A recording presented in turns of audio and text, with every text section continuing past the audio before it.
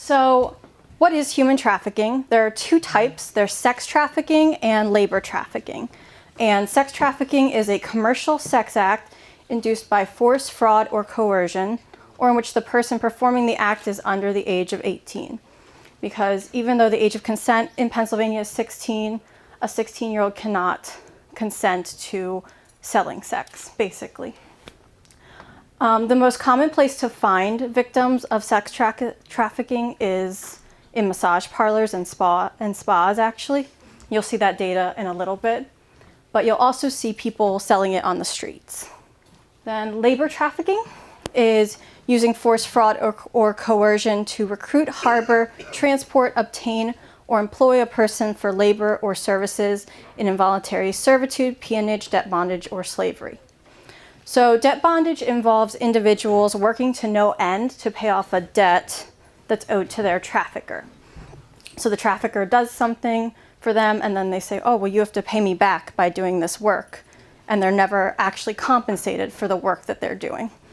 And sometimes this debt can be inherited. So it could be something, your grandfather did something wrong and you're paying off his debt by working for this trafficker.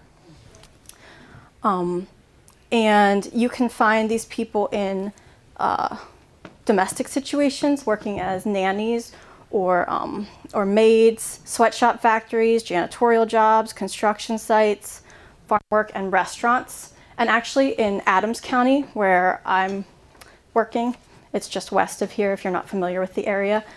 It's along the border with Maryland as well. And we have a lot of problems with labor trafficking, which is a little unusual because most areas have more problems with sex trafficking, but we have a lot of orchards and we have migrant workers who work in the fields and find themselves in labor trafficking situations, unfortunately. So, as I mentioned, force, fraud, and coercion are common tactics that traffickers like to use. And force is defined as using violence to control someone. Fraud is using lies to control someone. And coercion is using threats. Go ahead. And I'm sorry that it's so small. I thought that it would be a little bit bigger. I tried to make it as big as I could. But this is data that is from the National Human Trafficking Hotline. So that number, 127, is the number of cases that were reported to the National Human Trafficking Hotline in Pennsylvania as of June 30th, 2018. So from the beginning of the year until about the middle of the year. So this does not represent every single case of human trafficking. This is only the ones that were reported to the hotline. But this is the best data we can find because this is a very underreported crime, as I'm sure you can imagine. And then last year we had 199 cases of human trafficking reported to the hotline. So we're easily going to surpass that if that's only half the year. And just to give you an idea, there were 5,147 cases reported in the entire United States for the first half of the year. And so Pennsylvania ranks 10th in the country in terms of the amount of human trafficking victims, again, according to the hotline. Can you go to the next one? Again, it's really small. This is a breakdown of the data that you saw. So there were 106 of those 127 cases that were sex trafficking cases, which is by far the biggest industry, I guess you could call it, the biggest type of trafficking. And the massage parlors and spas were the biggest businesses where you would find trafficking individuals. Women are more likely to be trafficked than men, but it doesn't really matter if you're a citizen or not. Your citizenship status doesn't matter in terms of trafficking. It can happen regardless of your immigration status. So then who is at risk? Basically, any oppressed population is going to have, there's going to be a higher risk. So people who are in poverty, the LGBTQ community, people of color, religious minorities, these people are going to face higher instances of being trafficked.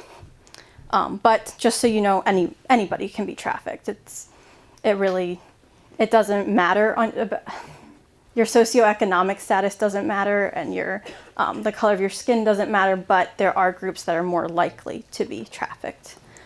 And then as far as the part that says former victims of sexual, physical abuse or trafficking, so people who have been trafficked, it's very easy for them to fall back into being trafficked. And that's for a number of reasons. Part of it is because they feel that they're loved by their trafficker, because a lot of people will actually fall in love with their trafficker, so that makes it very difficult, and they might go back to them. And also, traffickers keep their victims drug sick sometimes, so they will give them drugs, or a lot of times force them to take drugs, and they become addicted. And then the only way that they know to obtain the drugs again is by going back to their trafficker and by getting into human trafficking again. So it does sort of become a cycle. You can go to the next slide. Some of the physical and social indicators. Just to be clear, not all of these are, okay, how do I word it? If you know somebody who maybe has a general loss of sense of time, they're not very good at knowing how long things take or something like that, that doesn't necessarily mean that they're being trafficked. You kind of need to put the pieces together and notice more than one indicator to determine that someone's being trafficked. So I just want to put that disclaimer out there. So tattoos, brands, or scarring indicating ownership. Sometimes someone will have a tattoo, it'll be a barcode, sometimes it'll be a number, and sometimes it'll have their trafficker's name because they're a possession of the trafficker, basically. This is their way of saying that I own you. And a sign of torture could be cigarette burns. For the part that says prostitution involving a child under 18, there is no such thing as a child prostitute, because when we call them a child prostitute, it makes it sound like they're doing something voluntarily, and a child cannot consent to prostitution. Therefore, we need to call it what it is, which is a sexually abused child. A child prostitute is an abused child. And then another thing that I don't think a lot of people know, adult prostitution involving a third party, they're known as pimps or johns, and a pimp is a trafficker. It's been highly glorified in pop culture to call someone a pimp, and it's a compliment apparently, but they're actually criminals committing horrendous crimes. Anytime that you're owing money, if you are working as a prostitute and you constantly have to give someone else your money, that's taking the power away from you. That's right. So, yeah, you can go to the next slide. Yeah, I'm not going to go through all of them. I'm going to let you read some of them. I just want to point out a few. Whenever a child or adolescent is present for the purchase of drugs, that is a red flag, because children are often used as a commodity and traded to enable adults to obtain drugs. High security is the last one. High security measures that exist in work and or living conditions.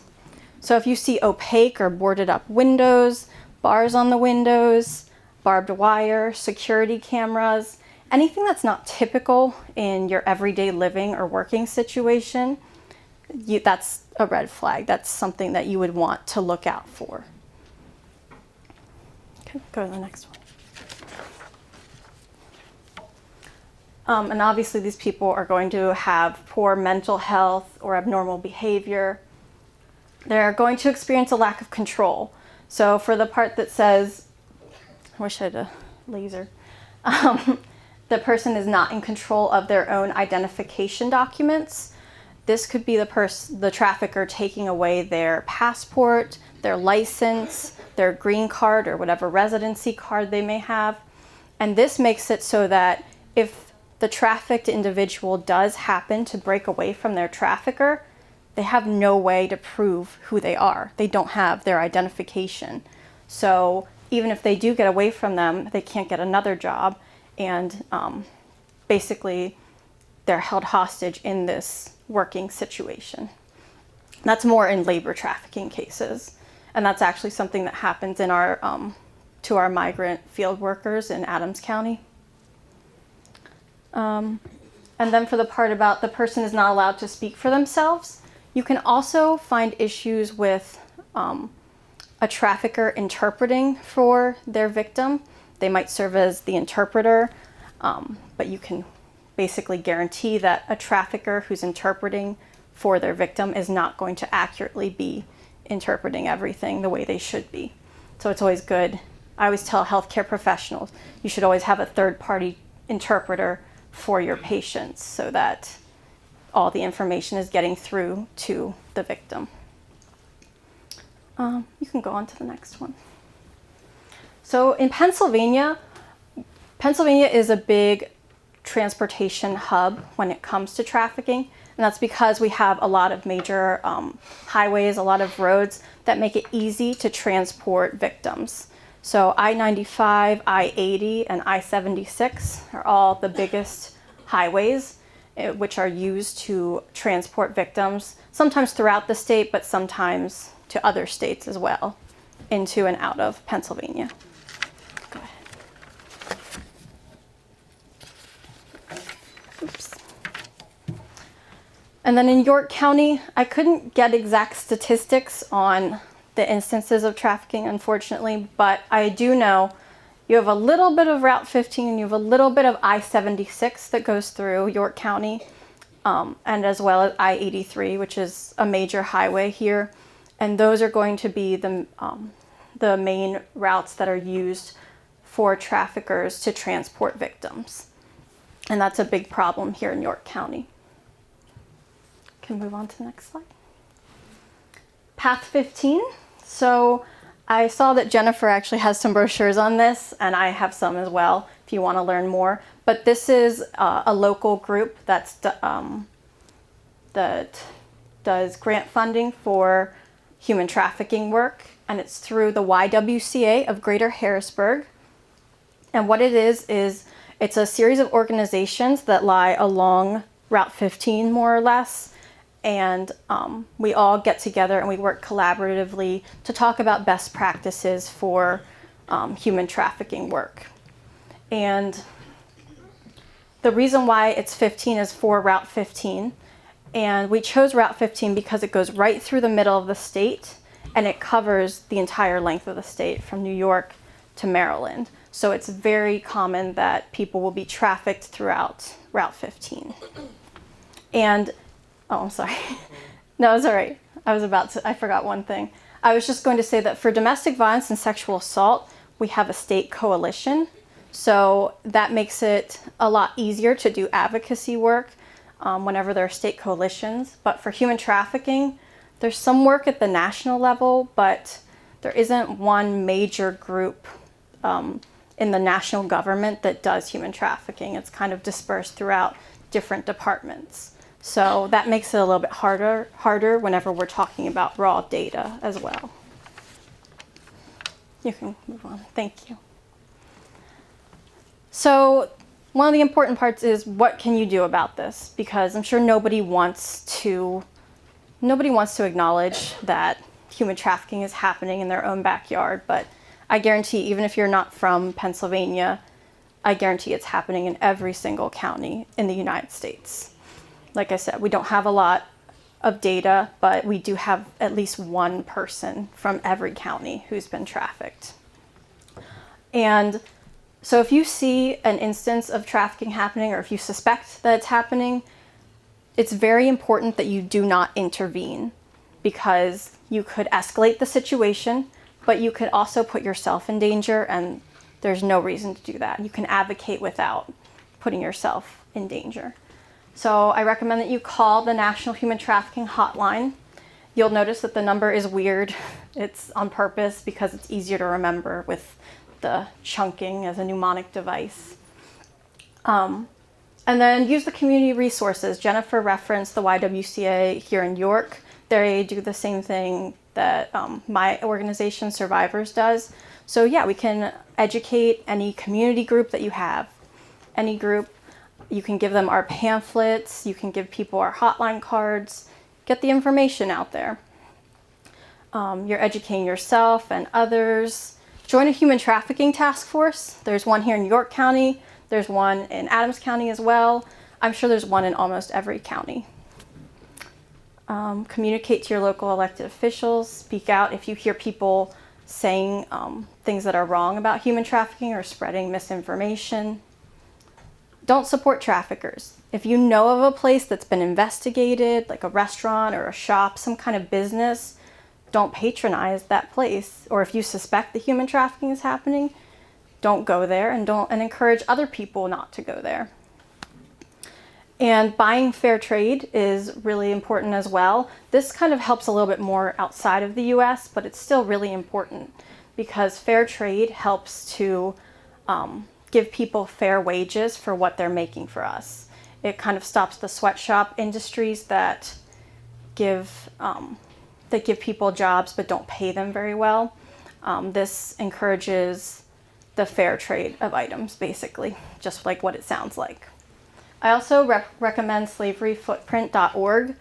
It's a website where you put in all this information about different items that you use every day, and then they will tell you, based on the answers that you give, how many slaves are working for you. That's how they word it. And it's very eye-opening, and they give you a lot of information on what you can do to not use slave labor, basically. You can go ahead and go to the next slide.